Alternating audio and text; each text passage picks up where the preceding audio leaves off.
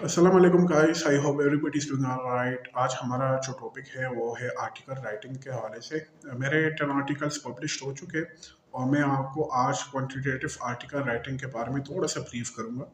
सबसे पहले आपको ये बताना चाहिए कि आपके वेरिएबल्स क्या है। ठीक है, आपने वेरिएबल्स को बहुत क्लियर तरह अपने टॉपिक में डिफाइन कर लेना। एक अच्छा सा टाइटल बनाना है आपने। अब वो वेरिएबल आपके दो भी हो सकते हैं, तीन भी हो सकते हैं, डिपेंड्स। ठीक है। उसके बाद जब आपने इंट्रोडक्शन शुरू करना है तो आपने डेफिनीशंस लिखने हैं। ठीक है। आपने डेफिनीशंस में जो आपके वेरिएबल्स हैं उनकी डालनी है, लेकिन बार बार डिफाइन नहीं करना थीसिस के। दूसरी बात, आप इंट्रोडक्शन में ये चीज़ का ख्याल रखें, जो लोग काफ़ी मिस्टेक्स करते हैं कि एक पैराग्राफ के बाद एक साइटेशन आ रही थी। यूँ नहीं आना। आर्टिकल के अंदर आपने 2 या 1.5 लाइन के बाद साइटेशन डाल देनी है, और साइटेशन की कोशिश करें कि 2020 या 2020 ऑनवर्ड्स वाली डाली जाए। उसके बाद आपने कनेक्शंस बिटवीन द वेरिएबल, ये आपने ज़रा इस चीज़ का ख्याल रखना है कि वेरिएबल्स के दरमियान क्या कनेक्शन है, और इसके दरमियान ये लिटरेचर जो करंट है, ठीक है, उस लिटरेचर को डालना है, थ्योरीज को डालना है आपने।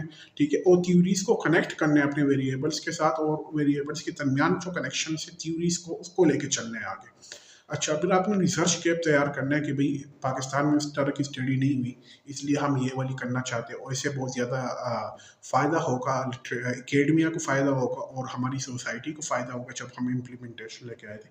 ये चीज़ें आपने रैशनल में डाल देनी। फिर हम चलते हैं आगे। ऑब्जेक्टिव ऑब्जेक्टिव को बहुत अच्छी तरह डिफाइन कर लेना है आपने। हाइपोथेसिस आपने डाल लेना है। ठीक है।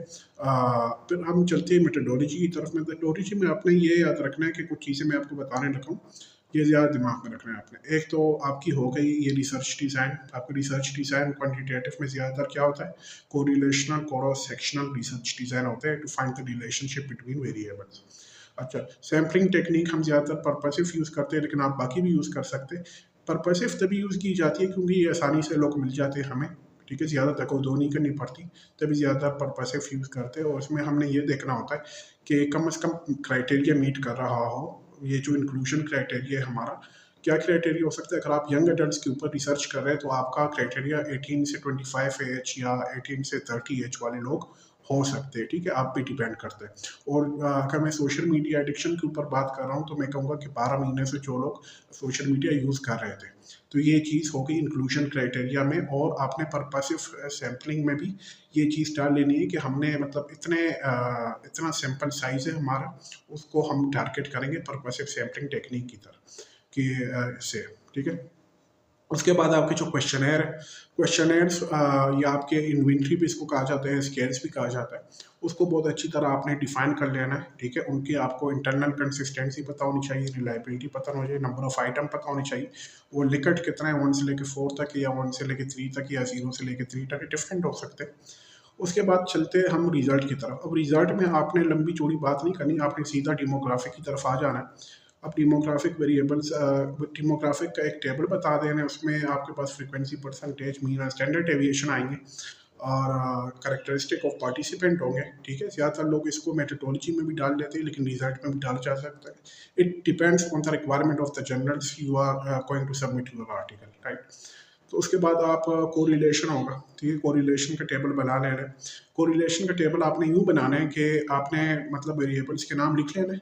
ठीक है, उसको 1 2 3 साथ में लिख लेना, उसके सीरियल नंबर, और वही सीरियल नंबर ऊपर भी लिख लेना है, ताकि जब कोरिलेशन आपस में निकले तो उसका पता लगे कि 1 के साथ तो नहीं करेगा, लेकिन 1 2 के साथ करेगा। फॉर एग्जांपल, स्ट्रेस एंजाइटी के साथ कोरिलेट कर रहा होगा, डिप्रेशन के साथ कोरिलेट कर रहा होगा, उसकी फिर इंटरप्रिटेशन वगैरह, ये सारी चीज़ें इस तरह आपने टेबल्स बना लेने हैं अपने। डिस्कशन में बहुत से लोग गलतियाँ करते हैं कि वो ना साइटेशन डालते हैं, वैसी लंबी कहानियाँ लिखी होती है, ऐसे नहीं करना आपने। डिस्कशन जब आप शुरू करते हो तो आपने थोड़ा सा बताते हैं ना कि हमारा रिसर्च ऑब्जेक्टिव ये था, और वो क्यों ये था, क्योंकि हम चाहते हैं कि हमारी सोसाइटी को फ़ायदा हो रिसर्च के साथ, और एकेडमिया को भी लिटरेचर मिले जो कि रिसर्च के हमें नज़र आता है। फिर आपने हाइपोथेसिस के बारे में थोड़ा सा बताते हैं, फिर आपने ये बताना है कि हमारा जो हाइपोथेसिस या एजम्पशन है हमारी, क्या वो प्रूफ हो रही है या नहीं हो रही।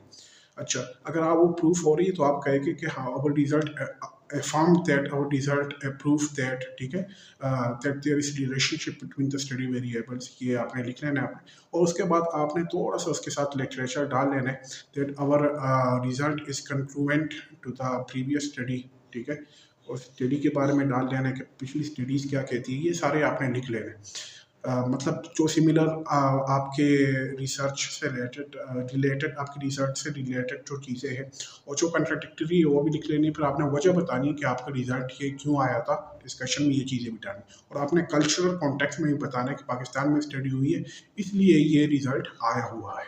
ठीक है, आपका हाइपोथेसिस प्रूफ नहीं भी हो सकता तो कंट्राडिक्टरी चीज़ें आ सकती है तो उसकी भी वजूहत आपने डिस्कशन के अंदर देनी होगी। अच्छा, फिर हम चलते हैं रिकमेंडेशन की तरफ। उसमें आपने लिमिटेशन लिख दी और साथ में रिकमेंडेशन दे दो कि भाई ये रिकमेंडेशन होनी चाहिए इसकी।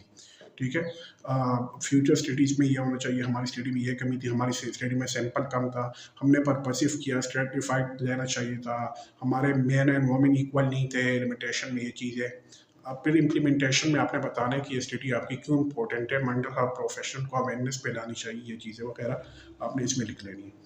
दूसरा, ये चीज़ें आपने ख्याल रखनी है कि आप जितनी ज़्यादा साइटेशन यूज़ करें, ये इतना ज़्यादा मैटर नहीं कर रहा, लेकिन आप लेटेस्ट साइटेशन यूज़ करें और ये ख्याल रखें कि 1 या 2 लाइन के बाद लाज़मी साइटेशन आए। ये ना हो कि बहुत लंबी-लंबी चीज़ें आ जाए, या इसका वो करना है थोड़ा-सा। कोशिश करें कि अपनी जो आपका इंट्रोडक्शन लिटरेचर रिव्यू है, उसके अंदर थ्योरीज़ 1-2 डाल लें, शॉर्टली, ज़्यादा लंबी नहीं, ताकि आपकी स्टडी में एक वज़न आए। Thank you so much.